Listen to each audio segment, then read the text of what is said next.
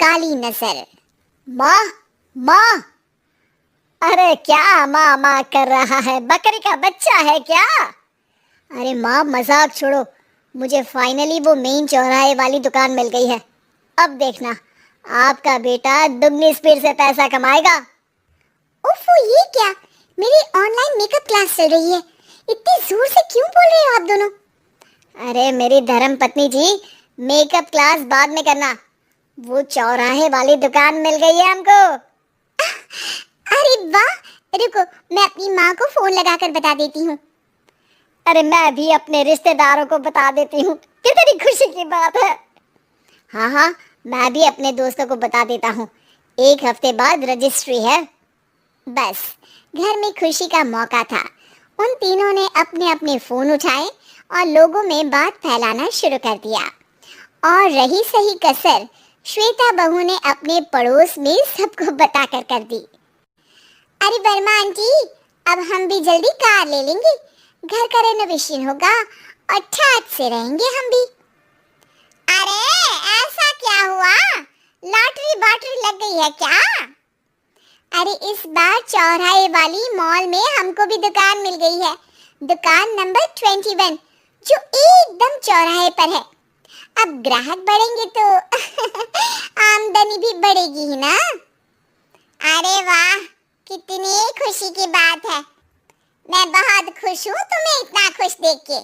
बाकी एक बात कहूँ, सबको मत बताते फिरना। किसी की नजर लग जाएगी तो खुशी की खबर वापस लौट जाएगी। हैं? ऐसे थोड़ी ना होता है। अब डरा रही हो। अरे सही कह रही हूँ, काली नजर कहते हैं इस चीज को। जब आप किसी को कुछ बताओ और वो काम बिगड़ जाए। अरे लेकिन मैं तो। तुमने सबको बता दिया ना? हाँ, फोन लगा लगा के। अब बच के रहना, काली नजर बड़ी खतरनाक होती है।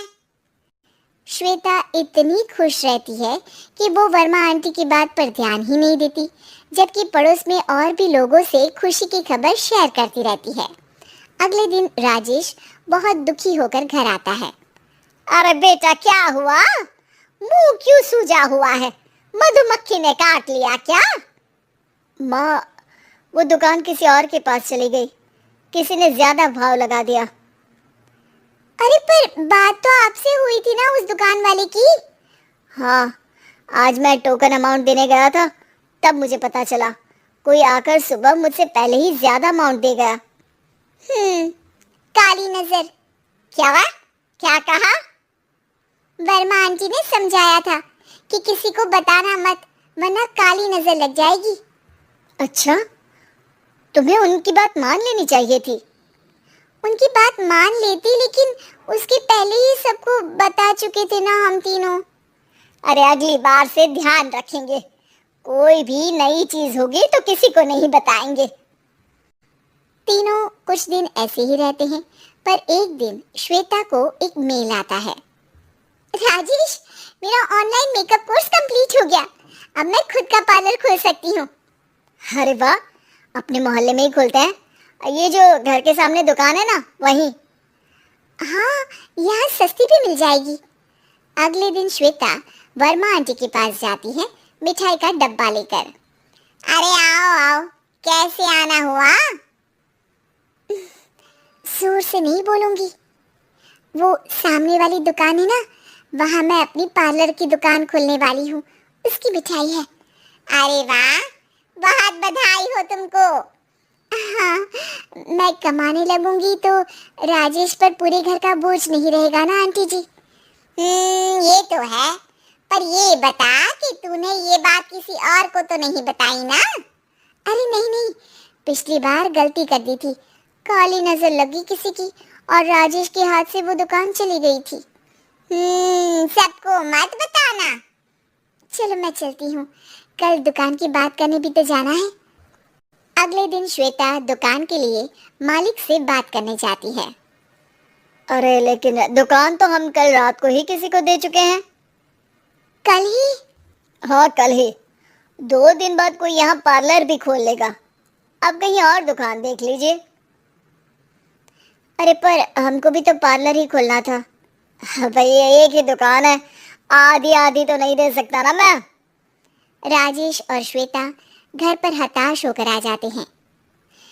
इस बार तो किसी को बताया भी नहीं था, अब किसकी काली नजर लग सकती है। सुनो, तुमने माँ को बताया था क्या? अरे कैसी बात कर रही हो, माँ की नजर थोड़ी ना लगेगी। पक्का तुमने किसी को नहीं बताया था ना? सिर्फ वर्मा आंटी को बताया था, उन्होंने ही मुझे किसी को नहीं बताने को कहा। अरे यार तुम भी सही हो, मेरी माँ को नहीं बताने को कह रही हो, पर वर्मा आंटी को बताना तुम्हें जरूरी लगा। अरे वर्मा आंटी ने ही तो काली नजर के बारे में बताया था ना, वो हमेशा हमारा भला ही तो चाहती है। मेरी माँ भी हमारा भला ही चाहती है। अरे पर चिल्ला क्यों रहे हो, बात नहीं कर सकते क्या आराम से? नहीं आता हूँ आराम से बात करना, और करना भी नहीं चाहता हूँ मैं। दुकान जाने का दुख गुस्से में बदल गया था और राजेश और श्वेता में बात बंद हो गई थी। 2 दिन बाद मोहल्ले में पार्लर का इनॉग्रेशन हुआ, जिसमें मोहल्ले के सभी लोगों को बुलाया गया, पर श्वेता, राजेश और माँ नहीं जाते। माँ अंदर आ जाओ, क्या देख रही हो? अरे नया पार्लर देख रही हूँ अपने आंगन से। देखो, माँ को दूसरे का सुख देखने में कितना मजा आ रहा है, मेरा दुख नहीं दिख रहा इन्हें। यह मेरा पार्लर भी तो हो सकता था। अरे चुप रहो यार, हर बात में लड़ाई क्यों ढूंढ रही हो? राजेश और श्वेता फिर बहस करने लगते थे। तभी माँ ने दोनों को बाहर बुलाया। अरे जरा देखो तो, दुकान चलाने वाले का बोर्ड पर नाम क्या लिखा है? श्रुति वर्मा। गाड़ी निकाल बेटा, हमें कहीं जाना है। काली नजर का इलाज कराने? राजेश अपनी बाइक निकालता है। तीनों ट्रिपलिंग कर रहे हैं। माँ राजेश को उस मॉल वाली दुकान पर लेकर जाती है जहाँ राजेश अपनी दुकान खोलने वाला था। यही दुकान लेना चाहता था ना तू? हाँ, पर इनको भी दुखी करने लेकर आई हो क्या यहाँ पर दुकान दिखाकर?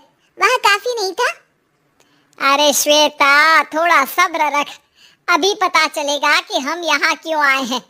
बता, इस दुकान चलाने वाले का नाम क्या है? अनुपम वर्मा। कुछ समझ में आया?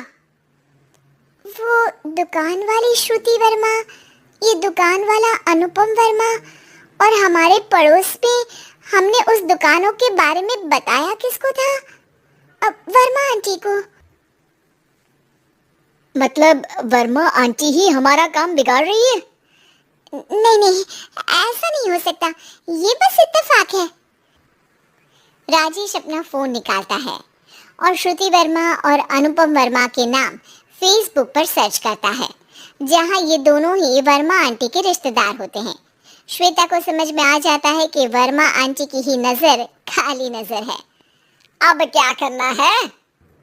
कोई भी खुशी की खबर हो तो काली नजर से बचना है, यानी वर्मा आंटी से बचना है। अरे पर मुझे ये समझ में नहीं आया कि वो हमारे साथ ऐसा क्यों करेंगी? अरे बेटा, एक सीख है, दूर के आदमी को आपकी तरक्की से कम परेशानी होगी पड़ोसी को ज्यादा।